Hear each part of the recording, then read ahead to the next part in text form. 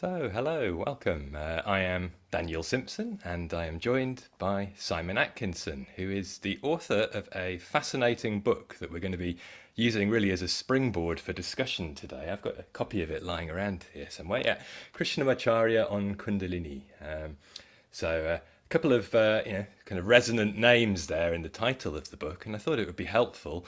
I'm sure most people listening will have an idea about both of those two K words. But if we could maybe begin with a very brief summary of who's Krishnamacharya and why do modern yoga practitioners care about him? Okay, who is Krishnamacharya? Well, I guess he's the man who many people would say doesn't really need much of an introduction. He's often called the father of modern yoga. So he was born in Karnataka in southern India in something like 1898. He lived for about 100 years and died in 1989 in Madras. So he taught for the first part of his teaching career in Mysore, where he taught for the local king. And he's very famously taught some very prominent yoga teachers there, including B.K.S, Iyengar, and Pattabhi Jois, who really popularized his yoga from the early part of his life. Just after Indian independence, he was forced to move away from Mysore with the political changes, and he moved to Chennai and taught for several decades before he died in about 1989. So from that part of his teaching career, the main students that he had were T.K.V. Desikachar, his son, Srivashyam, also his son, A.G. Mohan was a long-term student, and also Srivatsa Ramaswamy was a long-term student. So in my book, I only really quote from T.K.V. Desikachar, A.G. Mohan, and Srivatsa Ramaswamy and some of their students. I haven't been taught by Srivashyam. I haven't been taught by B.K.S, Iyengar, or Pattabhi Jois. So you're mainly focusing then on people you've either personally studied with or whose teachings you've been strongly influenced by. Is that a fair summary? Yeah, sure. I mean, I guess we could go down a rabbit hole and discuss what is a tradition. Because, traditionally there's a sort of lineage, or there's a sort of family tree where one teacher can lead into other various branches. But I would say really in the latter part of his teaching career, it's perhaps a little bit more like a matrix, because people who study predominantly with one of those three teachers might also have studied with another one or another two or some of their students. So it's a little bit more sort of intertwined than perhaps in some traditions. So yeah, I'm focusing on the people who I've been taught by, and I guess their students and people who've been taught by them. So I see that as being quite a sort of broad tradition, but interconnected. And then the other part of the title, the sort of even more difficult perhaps to pin down than exactly who was Krishnamacharya, given that he taught so many influential people. What exactly is Kundalini? Okay, well, Kundalini is a very difficult concept to nail because it's gone through quite a lot of what they call semantic shift. It's come to mean different things to different teachers, different writers, different texts in different eras.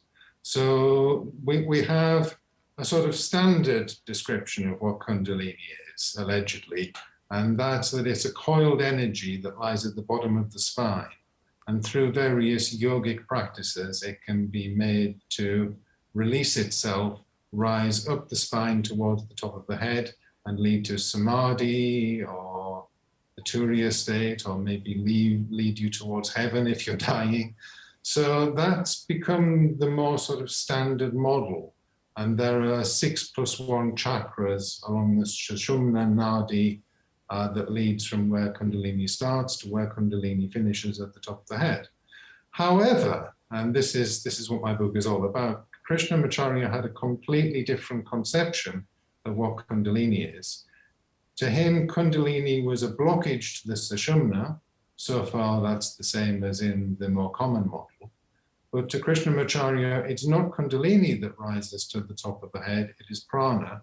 Kundalini is just a blockage that initially prevents prana from entering the Sushumna Nadi, or channel, we call it, conduit. So it's interesting you say that actually in the more conventional view of things, Kundalini is still effectively a blockage. How does that work? I'm not. I'm not really quite sure. I mean, I guess with any of these descriptions, they have their enigmatic elements to them. How can an energy block itself from going into the Sushumna? I guess that's not something that I've really particularly looked into, because I've been predominantly focusing upon Krishnamacharya's conception. But that is a bit of a strange element. Well, it does get described, I think, in the Haṭha Pradipika, probably the best known physical yoga text. Exactly as you say, in a way, there is this energetic potential, and it bursts sort of through all blockages. So it's in itself, both in the way of free flow of prana in the central channel, and it's said to clear the cleared path becomes the royal road for prana once the Kundalini is awakened. So it has this sort of dual effect. It's sort of in the way, and yet at the same time clears everything else out of the way. But it clears the royal road for prana, not for itself. But in the Haṭha Pradipika, there's actually inconsistent statements about Kundalini. So I think in one of the verses I quote, then Kundalini rises forcefully and it ascends to some extent. So where does it go? Where does it finish? So actually, I give a quote from Krishnamacharya where he's asked, what happens to Kundalini after the highest of yoga is reached? And he says, well, we don't know. The Shastras aren't really clear about this. It's a very good point of his, I think. There's so many contradictions in these yoga texts, especially one like this. It's sort of stitched together from 20 or so other previous texts. Exactly. Yeah, I discussed that. Yeah. So, and yet, at the same time, as you really sort of zero in on, although Krishnamacharya does sort of acknowledge that ambiguity, he seemed to be very clear in his own view that there was actually an answer. I mean, taking this book, the Nata Muni's Yoga Rahasya, supposedly revealed to him in a trance. His position on many things a bit difficult to pin down sometimes, but you go to the back and there's a glossary, and as you say, Kundalini is the impurity that blocks the flow of prana.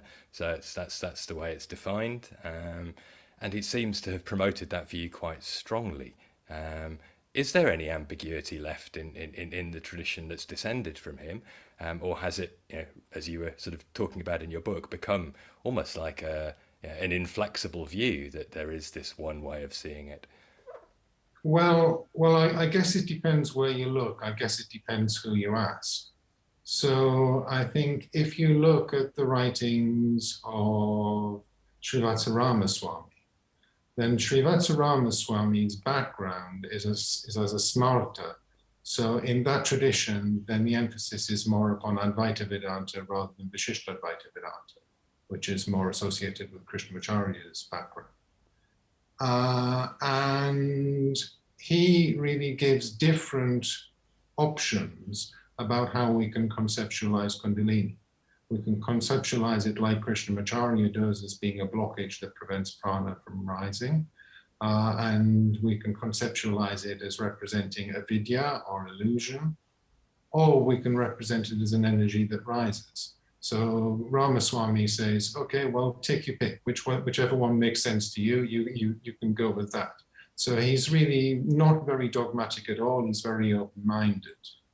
And I think that reflects his background, but it's also not so far away from Krishnamacharya's position, really, because according to A.G. Mohan, then Krishnamacharya used to teach different versions of what Kundalini is in different traditions. So he taught his version in which Kundalini is just a blockage. And he said that in other traditions, particularly Shakta traditions, so traditions worshipping Shakti, the goddess, then Kundalini becomes a representation of the goddess, which has to rise to reunite with Shiva at the top of the head. So he didn't deny these different views of Kundalini, and he just favored one of them, which I guess fits in more with his tradition. I guess we have to really sympathize, we have to empathize with Krishnamacharya's position, because he was a staunch Vaishnava, Vishnu worshipper. And the way that the goddess works in that tradition, to cut a long story short, isn't the same as the way that the goddess works in Shaiva tradition or Shakta tradition. Yet, he was faced with so many Hatha Yoga texts, which came from a Shaiva or, in some cases, Shakta background. And as you've already mentioned, the Hatha Yoga Pradipika is a bit of a mixture of these different texts from different quotations from different texts put together. So Krishnamacharya had to find a way of really squaring the circle.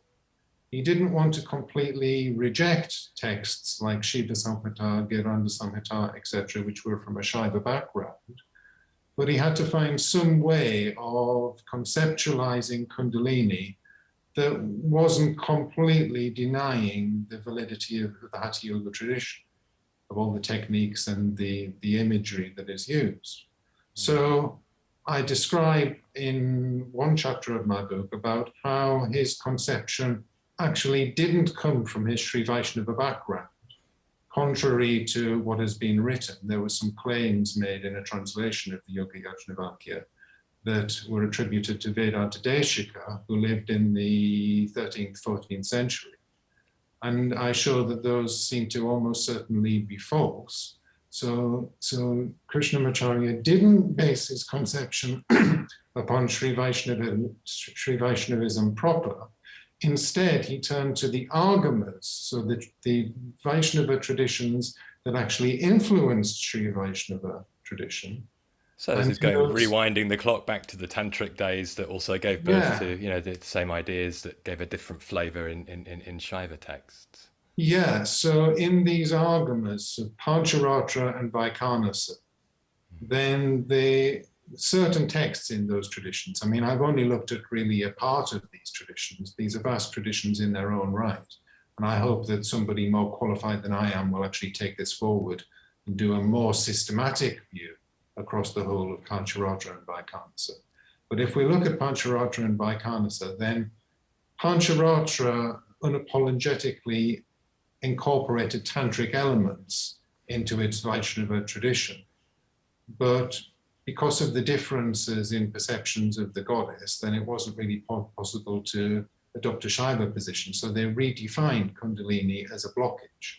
So I trace the evolution of the idea of Kundalini as a blockage through various texts, starting with the Padma Samhita or the Vimalnarchana Kalpa Samhita in Vaikanasa. So, and the Padma Samhita leads to a quotation that appears in the Vishishta Samhita, and then that later appears in the Yoga Yajnavalkya, which is always quoted as Krishnamacharya's main text on this subject. So yeah, we can trace his ideas back through these texts to something like maybe 9th century texts for the Padma Samhita, and then in the Vaikanasa side, there's very similar ideas in the text I quote from that, again saying that Kundalini is a blockage. So let's point out something else though about that textual strand that you've just identified there. As you note in passing in the book, this same sort of stream of transmission is also what gave us the first descriptions in yoga texts of non-seated postures. So the thing that everybody practices today, postural yoga, dates itself back to the same source of the idea that Kundalini is a blockage that needs to be obliterated. And I wonder if you saw anything noteworthy about that sort of strange coincidence. Should we then, as modern postural yoga practitioners, be trying to obliterate Kundalini or awaken it? Well, yeah, it's an interesting idea. I mean, I have to say that I didn't really focus upon asanas. No. I mean, I mentioned some asanas in my book, but that wasn't really my prime concern. Well, in these old texts, they're not really the main practice anyway, are they? They're just a preliminary. Yeah. Yeah, well, I mean, I think I would point to the work of Jin Mallinson, who has done a tremendous amount of work to trace the different traditions that come together to form Hatha Yoga. And yeah, Pancharatra and Vaikanasa texts are a very significant input into the mix. Yeah, maybe somebody else can take that forward and find any connections between those. Nothing really comes to my mind as I speak. No. Again, Uh, same here. I just was fascinated by but that parallel. but I mean, another thing that occurs to me is in the Yogi Anyavalkya, there are no mudras or bandhas. Mm. These come in from another tradition. And again, if I refer to Jin Mallinson's work, they seem to arise, I think, in Vaishnava texts, but in different Vaishnava texts. Well, they actually seem So, to have come from earlier than that. I think the Amrita Siddhi, which is from yeah, Tantric Buddhism, is the first source of the right, three main mudras, which are then repeated in the Dattatreya Yoga Shastra, as you say, which is a right, Vaishnava right. Yeah, text. I was thinking of the Dattatreya Yoga Shastra, but yeah, I'm aware that Mallinson's done more recent work on that Buddhist text. Yeah, I And think I do quote it in passing. Yeah. I just was having a look at that because it doesn't talk about Kundalini. The main aim there with these mudras, which is to awaken vital energy, is all about getting prana into the central channel. So obviously Right. that's the tantric Shaiva flavor. Then there's the tantric Buddhist flavor, and then we've just been talking about the Vaishnava flavor. So as you say, it's a cocktail of all these different ingredients. And I guess then the question really is, how central is Kundalini to the practice of physical yoga if there are so many varieties on offer that we can effectively mix our own drink? Yeah. Okay. Well, how central is it? That's really a very good question. So perhaps I could just reflect a little bit on something that I Hmm. wrote in my book and then emphasize some things that I didn't emphasize so much in the book, perhaps. So I do a chapter that I call A Union of Yogas, which Hmm. describes the connections that were forged by Krishnamacharya and his students between Hatha Yoga and what they call Raja Yoga, which for Krishnamacharya was Patanjali Yoga Shastra, Patanjali Yoga Sutras. So in that chapter, I really outline I talk quite a lot about how yoga is actually practiced and how Kundalini influences that. So I really draw a bit of a distinction between different groups of teachers teaching slightly different emphases.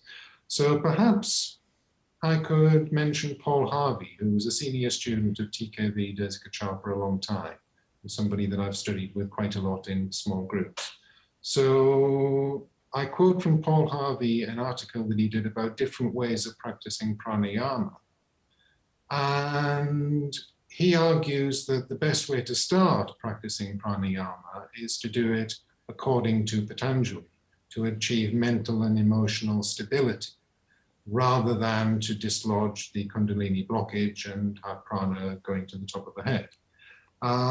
And I think he says that it's perhaps questionable in today's society to have the aims of Hatha Yoga. And again, I refer to Mallinson, who says that most Hatha Yoga was practiced in monastic environments by renunciates rather than householders. So today, people tend to turn to yoga for stability, Paul Harvey argues, rather than actually having stability and then doing yoga.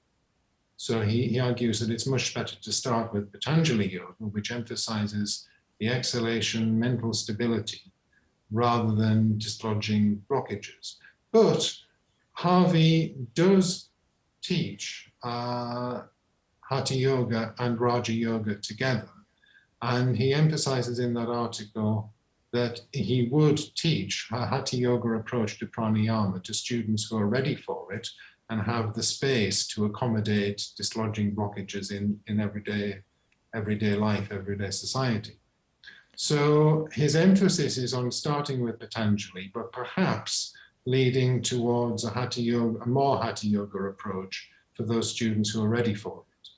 And that is Does very much, sorry. Go ahead, sorry. No, please. That's very much in line with Krishnamacharya's key teaching that we adapt the yoga to the yoga student rather than the other way around. So I would just say that is a bit of a contrast with many other people in the tradition, including some of Harvey's students, I would say, but also including A.G. Mohan, where the emphasis is so much upon a Patanjali-based approach that it seems that many teachers reduce the amount of Hatha Yoga content. So it's very rare to see teachers actually aiming to dislodge the Kundalini blockage and aim for energy rising. The emphasis is much more upon using the tools of Hatha Yoga, remolded, redeployed to achieve the aims of Patanjali. So just to clarify, practically speaking, because obviously Patanjali doesn't really say a great deal about techniques. I think you mentioned in your book, particularly I think it's the 34th sutra of the first chapter, so the idea of, as you said, exhaling and then holding the breath out as a way to steady the mind. And then the pranayama instructions really just basically say you can hold your breath in or out or in the middle. So, is it basically then, is that's what's being taught? Just steadying in the mind by gently holding the breath, or are you more talking about trying to steady the mind by whatever means, just keep a pacifying approach rather than I think in the energizing tradition approach? There's a lot of emphasis on asanas and pranayama, and most of the asanas come from a hatha yoga background, or perhaps they're more recent. So Mark Singleton and people following his work have done an awful lot of investigation about where these asanas come from, and not all certainly not all of them in the old text, definitely. No, but I guess there's more input from the Hatha Yoga texts about asanas, and some modern yoga asanas included as well. And they're practiced in a meditative way, aligning the movement with the breath and lengthening the breath in various different ways in the asanas. So a mixture of moving asanas and stationary asanas. And with pranayama, then Patanjali is certainly one of the inputs to how pranayama tends to be practiced. But the tradition also takes many hatha yoga techniques of different pranayama techniques and tends to practice them in a way that's very much informed by Patanjali. So I hope that my chapter just gives a sort of view into the tradition through the lens of Kundalini. It's impossible to write about the whole of the tradition and how it's practiced, but that's just one sort of view of it. And what would be then a more hatha yoga inspired approach to pranayama? I'm struck immediately by references to the impact of the bandhas, turning the breaths around and heating things up. It seems to be that's the crucial ingredient. So holding the breath with locks engaged. Well, if we look at the Hatha Yoga texts, various Hatha Yoga texts have a specified ratio of the length of the inhalation, the pause after inhalation, the exhalation, and the pause after exhalation. In fact, the pause after exhalation doesn't usually tend to get a mention. So the ratio that's given in Hatha Yoga texts is inhale for 1, retain after inhale for 4, exhale for 2, and then retain after exhalation for 0. So that doesn't really get much of a mention. So that ratio is extremely rare in the tradition as I've experienced it. Now, I haven't studied with everybody in the tradition. I've only studied for a limited time with some of the teachers that I've been with. And there's a difference between studying in a group class and studying individually in one-to-one tuition. I certainly haven't been taught that ratio in one-to-one tuition, but I haven't really seen it or anything really approaching it in group classes either. Instead, the emphasis tends to be much more on lengthening the exhalation. And we can note that in the ratio that I've just talked about, the exhalation, even in that ratio, is twice the inhalation. But a more Patanjali-based approach would be not to hold the breath after the inhalation, but maybe lengthening further the exhalation and introducing the B.K., the Bhakya Kumbhaka, so the pause after the exhalation. So that tends to be much more common in the tradition as we see it, or as I see it anyway, in my experience. So really, the contrast that I've painted could be depicted in different ways. So those who tend to not put so much emphasis on the Hatha Yoga component of practice could be seen by some as being sort of watering down the tradition, dumbing down the tradition, and reducing the tradition. Or on the other hand, it could be seen as a very deliberate, informed, enlightened choice that we want to practice in that way to calm the mind rather than to dislodge blockages. Well, So, I think we should probably point out that some of the descriptions of what happens if these blockages are dislodged, and I'm thinking in particular of Gopi Krishna's book about Kundalini, yeah. they sound quite destabilizing, and perhaps not what most people are looking for from their, twice a week trip to an asana class, or a way of just sort of finding a little bit more stability in their day-to-day life. It could produce the opposite effect. Right, and I certainly think that Gopi Krishna's book is worth a read, or his original book is worth a read. He's written many. But then I would contrast that with a quote from TKV Desikachar, and I've got it in front of me so I can read it out. Please. He was asked a question. So this originally occurred in his book Religiousness in Yoga, which was based upon a teaching session that he did, which was transcribed. So he was asked a question. I have read that when Kundalini is released, it is like a powerful electric shock going through a wire. If the wire isn't heavy enough to carry the current, it burns out. So they are saying it's dangerous and we must be prepared. Response from TKV Desikachar. What is the danger? There is no shock here. When a person sees the truth, the only shock is that he sees that he was a fool before. There is no question of 440 volts or anything like that.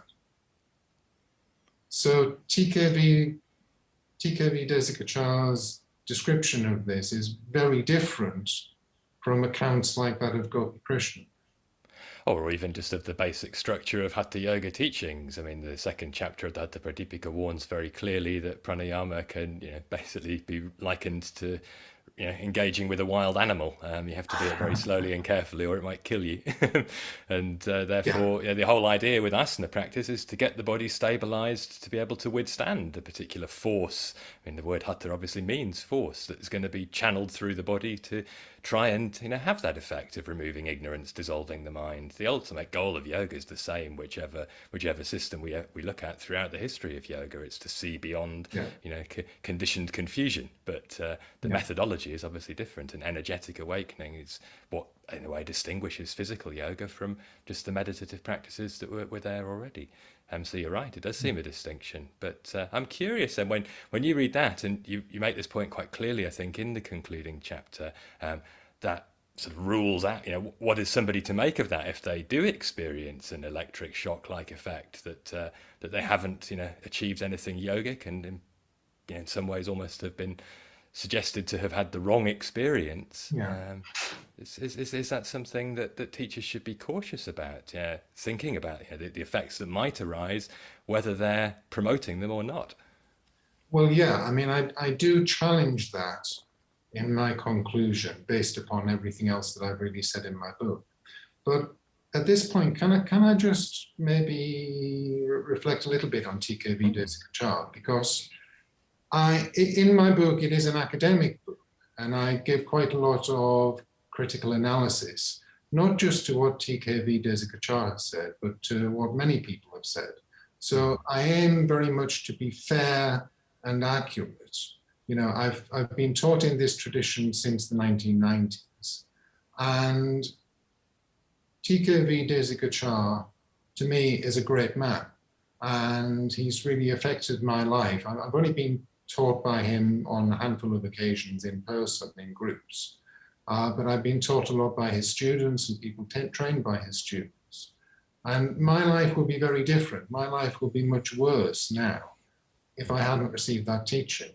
And there are good reasons why I've stuck with this approach to yoga rather than other approaches to yoga. So, I have a lot of gratitude towards him. And the reason why I've investigated his writings and his teachings on this in such depth is because I had a lot of respect for him. So I have ended up criticizing him, I think perhaps more than anybody else, but it wasn't a deliberate, targeting of Desikachar, because, I really do respect him. I do think that he was a great man, and I've personally benefited a lot, and a lot of other people have benefited a lot. But then I thought to myself, this quote that I gave there was given in a teaching situation that was transcribed. So I think to myself, well, I'm teaching sort of now. I'm speaking to you now. And if you ask me a question and I give you an answer, I may initially think to myself, oh, that was quite a good answer. Daniel smiled, Daniel nodded, and it seemed to go down well. And then this is going to be preserved, and it may well go onto YouTube. And then maybe a few years later, I may think to myself, well, maybe my answer wasn't really that great after all. But it would be preserved, perhaps forever, while I'm not perhaps at my best, and I give an answer that perhaps wasn't optimal.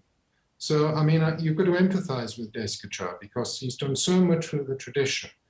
And, if he just gave a little comment at this seminar in, what was it, 1981 or something like that, then it was written down, became a book, and then that book was reissued as The Heart of Yoga. And the quote is essentially there, but just slightly rephrased. And this teaching seems to have become sort of preserved, sort of pickled. And I really wonder whether that was ideal. I think that Desikachar had an awful lot of insight, and he was a tremendously good yoga teacher by all accounts. People wouldn't have gone to him for decades if he hadn't have been. But I just don't think that comment is particularly helpful. As are some of the other comments that I highlight in my book.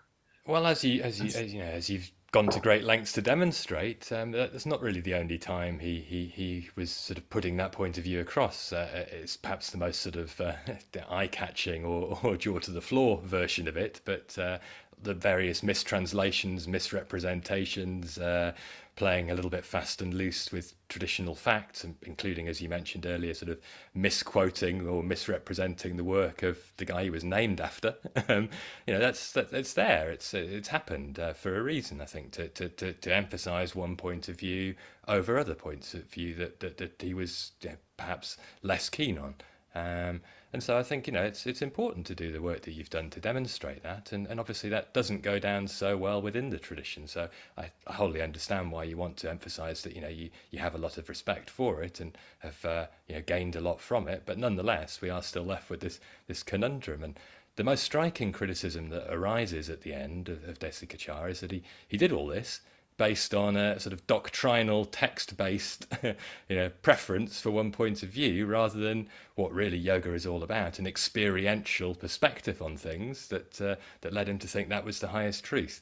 And so I wondered if you might be willing to share a little bit of your own experience with this subject, because it reads as if you've been motivated by a frustration to a certain extent with the unwillingness of the tradition in which you are practicing to engage with what it might be to experience something other than what the texts say you're supposed to be experiencing. Okay, that's a very good question. Viewers may have noticed that from the beginning of this interview, I look a little bit pink, and that's because of the effect of Zoom. It's not because I've been in the sun for 5 hours or because I was particularly nervous. But I may go a little bit more pink now because you've just hit upon quite a personal question. So when I wrote the book, then it was very deliberately an academic book. So I'm not important. I'm a nobody. I've been in the tradition for a while, but I'm not senior. I'm a nobody. And my experience isn't really very important. It's Krishnamacharya's experience, Krishnamacharya's insight, Krishnamacharya's teachings and ideas. They are what is important, and they are what we really need to understand. So I want to say that first and foremost. And it is an academic book. It's tracing his ideas. So whatever experiences I may or may not have had are sort of by the by, they're sort of irrelevant. I think the book stands by itself, regardless of what I may or may not have experienced. Okay, but nevertheless, listeners, viewers may actually reflect upon why I spent so long, 8 years writing the book and many more years investigating this topic. As I said in the book, I I read Descartes' teachings about Kundalini and I found them fascinating. Well, why did I find them fascinating? Okay, so I began practicing yoga in 1991. After a year and a half, I went to an evening class and I came back from it. And then I started having experiences of energy rising along the spine and reaching the point here between my eyebrows. This has never completely gone away. That was more than 29 years ago now.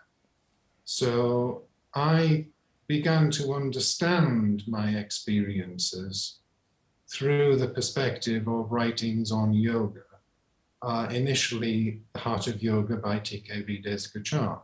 So the quote that I gave a few moments ago about the electric shock, and that there's no shock here. When a person sees the truth, the only shock is that he sees you as a fool before. There's no question of 440 volts or anything like that. Well, what I was experiencing felt pretty much like 440 volts. So I thought, okay, well, what I'm experiencing isn't Kundalini. Well, what is it? Maybe if I investigate Kundalini, then I'll find something else like it that's like a shock of 440 volts, because it seemed like a pretty good explanation of what I was experiencing. So over the years, I've done more and more digging, and then eventually it led to the information that I've used in this book. So I don't know if you expected me to answer in such detail as that. Well, no, I'm glad you did. Thank you. I guess the question that immediately arises for me is what you were practicing. That may, or it's hard to tell, obviously. In the same way, if you get an injury, it's hard to say it was that asana that day that did it to me. But I'm curious as to what your reflection might be on which aspect of practice made that experience arise. Well, in the first 1.5 years of my yoga practice, I practiced virtually no pranayama. And it was gentle asanas taught by a teacher who was partly influenced by T.K.V. Descartes. So I'm not sure that I really want to go too far into what may potentially have caused this. But I guess what I would say is I would point towards the end of my book. And observant readers may or may not notice the last word that I actually write in my book. And I'm not talking about the bibliography, which may be Zena. I'm talking about the last word of the conclusion is actually practice. So what I say is, I argue that the model that Krishnamacharya puts forward of Kundalini, as described by Descartes, by Eji Mohan, by Ramaswamy, is best viewed as a model for experience, not a model for how things are, but a model for how things feel. And I say that perhaps the usefulness of the model depends less upon the extent to which it comes from traditional texts and more upon the extent to which it describes experience and guides practice. Well, if I look at my experience, then and I look at the two different models, so the sort of more common model of Kundalini rising and Krishnamacharya's model of Kundalini blockage and prana rising, then I would say that both shed some light upon my experience to some extent. I would also say that the idea of a snake rising is an extremely good metaphor. It's one that I would have had to invent if I hadn't actually read it. So perhaps the more standard, the more common model describes my experience a bit better in that respect. But also I think that Krishnamacharya's model, where Kundalini is equated to avidya and the associated kleshas, so avidya, asmita, raga, dvesha, abhiniveshaha, kleshaha. So fundamentally ignorance-based craving and aversion. Yeah. So in other words, the link to these psychological drives or emotions has been extremely useful in shedding light upon my experience as well. There have been times that I've had the energy experience and felt like I've sort of broken free of that. Not every time, unfortunately, and it's only very temporary. But yeah, so what I'm saying is that both models have some sort of validity as far as them shedding light upon my experience. And also, the other thing that I said was the extent to which they guide practice. Well, yes, I can do various hatha yoga practices or various breathing techniques and also Jalandhara Bandha, and I can take energy from there and move it upwards. Do I enter the Turiya state? I'm afraid not. Do I enter Vishnu's heaven? Well, I'm sorry, I'm not ready for there yet. But do I feel better? Yes. Do I feel more sattvic? Yes. So I guess those aspects of practice are not particularly informed by Krishnamacharya's model or the more standard model. They're informed by either. Whether it's prana rising or Kundalini rising, then they still apply.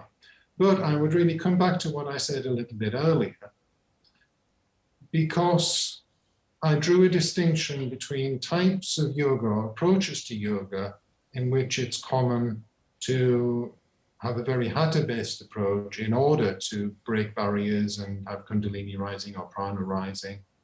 So I drew a distinction between that and the approach in this tradition, which very rarely does that. Well, I'm so pleased that this tradition very rarely does that, because the last thing I need is more fuel for the fire. The last thing I need is things that encourage this process. I'm more into things that stop this process from happening.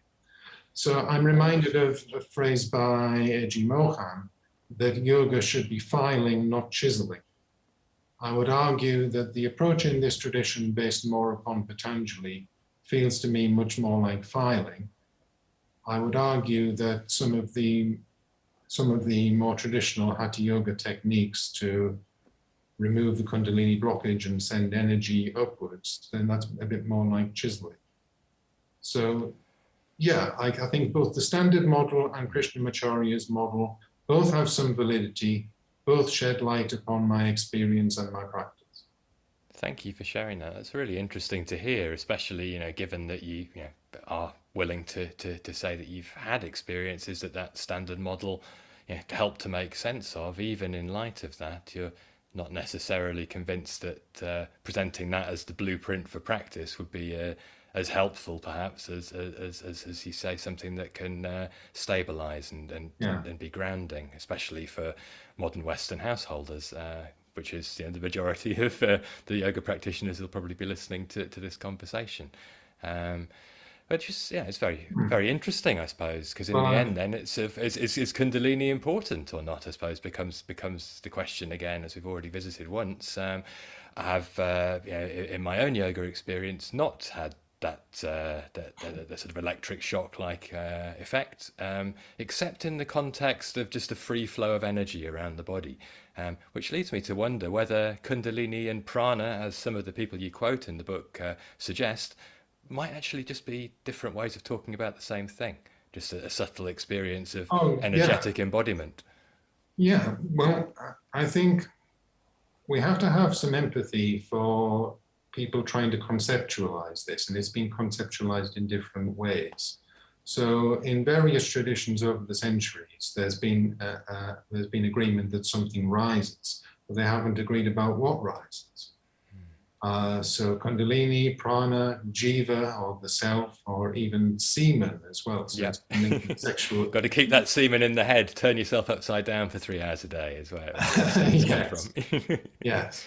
So there's been a lot of attempts to try to model this. So I come back to my argument that it's a model, and I would say a model for experience rather than a model for how things are. So I think also, it's very difficult to differentiate between what blocks and what rises and what it actually goes up. So the Sri Vaishnava tradition that Kundalini actually is the Sushumna makes some sort of sense. I mean, when I first investigated that, I thought, no, it's completely ridiculous. These people don't know yoga. But then actually I was wrong. I looked into it a bit more, and that's their way of trying to incorporate the concept of Kundalini into their system. But I mean, what's the difference between a snake that sort of weaves its way up and energy that goes up a sort of weaving, winding conduit, nerve, nadi? So Well, it's quite difficult to really differentiate between these things. and I think in the modern yoga world, if there's a sort of one-size-fits-all template for talking about this stuff, it tends to be, more often than not, chakras rather than the Kundalini that's supposedly moving up them, or the channels along which these chakras might be located. And yet again, it's just a sort of imperfect shorthand for the subtle experience of energetic embodiment. And if we actually trace all this stuff back to where it comes from in the early tantric tradition, they were blueprints for visualization. They're not describing, as you point out towards the end of the book, a pre-existing inherent experience. They are tools for bringing about a particular experience, and perhaps choosing to locate it in specific parts of the body for transformative purposes. To awaken energies of deities was the original function in tantric ritual. And yet at the same time, once that sort of, in inverted commas, imaginary process or visualization process really kicks in, there is no distinction between it, being a mind-based thing and a body-based thing. It's an experience, and as you pointed out, the experience can also arise without being imagined in the first place. So the sort of connection between the mind and the body is a lot subtler, I think, than we perhaps realise sometimes. And it's very difficult, therefore, to come up with a framework apart from for one's own experience, rather than that would apply to everybody, because we all experience these things slightly differently, I think. Yeah, agreed. In which case, what should a modern teacher do when it comes to the subject of Kundalini? Is it a topic that should be mentioned at all? If so, how might it best be framed, do you think? Well, I would have to say that I'm not a yoga teacher, and I don't think I will ever be a yoga teacher, so I'm not qualified to say.